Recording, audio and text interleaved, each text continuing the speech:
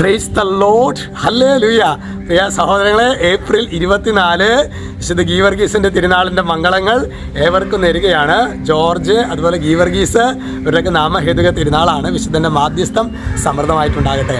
ഇന്ന് നമ്മൾ ധ്യാനിക്കുന്നത് അത് ലൂക്കാ സുവിശേഷം 1:37. എല്ലാവർക്കും അറിയാവുന്ന വചനമാണ്, നമുക്ക് ഒരുമിച്ച് പറയാം. ദൈവത്തിന് ഒന്നും അസാധ്യമല്ല. നമ്മുടെ ജീവിതത്തിൽ ചില സമയത്ത് ഒന്നും നടക്കുന്നില്ല. ഞാനിപ്പോൾ ഓർക്കുന്നുണ്ട് സഹോദരങ്ങളെ, കഴിഞ്ഞ ദിവസം ഒരു സഹോദരി അച്ഛൻ്റെ അടുത്ത് വന്ന് പറഞ്ഞു ഓർക്കുന്നുണ്ട്. അതായത് ഡിവോഴ്സിലേക്ക്, വിവാഹം കഴിഞ്ഞ് ഏതാണ്ട് 12 വർഷം കഴിഞ്ഞതാണ്. മുന്നോട്ട് പോകാൻ പറ്റാത്ത വിധത്തിൽ അങ്ങനെ ഡിവോഴ്സിലേക്ക് ഉറപ്പിച്ച് തീരുമാനിച്ച് അങ്ങനെയാണ് അവരെ കാണാനായിട്ടിടയായത്. ഭയങ്കര സങ്കടത്തോടു കൂടി മാനസികമായി കുറേ അത് മുമ്പ് കൗൺസിലിംഗ് പരിപാടികളൊക്കെ കഴിച്ചിട്ടുള്ളതാണ്. ഒരുപാട് സൈക്കോളജിസ്റ്റുകളുടെ അടുത്ത് പോയി, പല സ്ഥലങ്ങളിലും കൗൺസിലിങ്സ് എല്ലാം കഴിഞ്ഞിട്ടാണ്. നമുക്കിനി ഒന്നും പറയാനില്ല, അങ്ങോട്ട് എല്ലാം അറിയാം.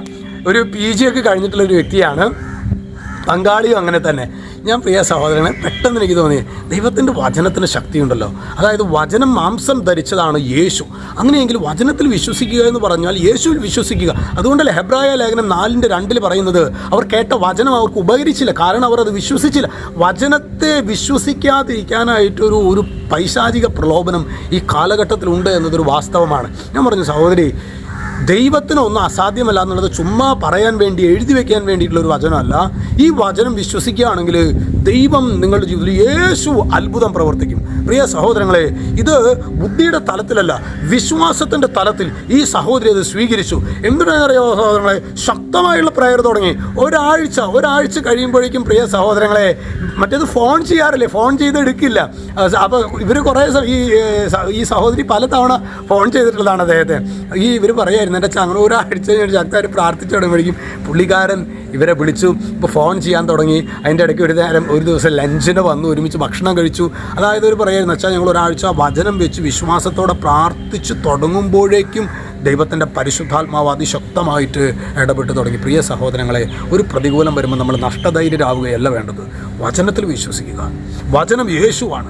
വചനം ഉറക്കെ വായിക്കുക. ഇപ്പോൾ സഹോദരി ചെയ്യുന്നത് എന്താണെന്നറിയാവോ, പോകുമ്പോഴും വരുമ്പോഴൊക്കെ, ഡ്രൈവ് ചെയ്യുമ്പോഴും അതുപോലെ തന്നെ ബൈക്കിൽ റൈഡ് ചെയ്യുമ്പോഴൊക്കെ അവർ പറയായിരുന്നേ, ഞാൻ ഇങ്ങനെ ഈ ഒരു വചനം ആവർത്തിച്ച് പറയും, ദൈവത്തിന് ഒന്നും അസാധ്യമല്ല, ദൈവത്തിന് ഒന്നും അസാധ്യമല്ല. പ്രിയ സഹോദരങ്ങളെ, നമ്മുടെ പ്രതികൂലങ്ങളിൽ വചനം വെച്ച് പ്രാർത്ഥിച്ച് അഭിഷേകം പ്രാപിക്കാനായിട്ട് സ്വർഗം നമ്മെ ഓരോരുത്തരെയും അനുഗ്രഹിക്കട്ടെ. ഓ ദൈവമേ, വചനത്തിൻ്റെ ഒരു വെളിപ്പെടുത്തൽ, വചനം ദൈവമാണ് എന്ന ഒരു ബോധ്യം കർത്താവേ ഈ കേൾക്കുന്ന ഓരോ മകനിലേക്കും അയോഗ്യദാസനായ എന്നിലേക്കും വർഷിക്കണമേ. രക്ഷിതാവായ യേശു ക്രിസ്തുവിൻ്റെ നാമത്തിൽ ആശീർവദിക്കുന്നു, ഇപ്പോഴും എപ്പോഴും എന്നേക്കും. ആമേൻ.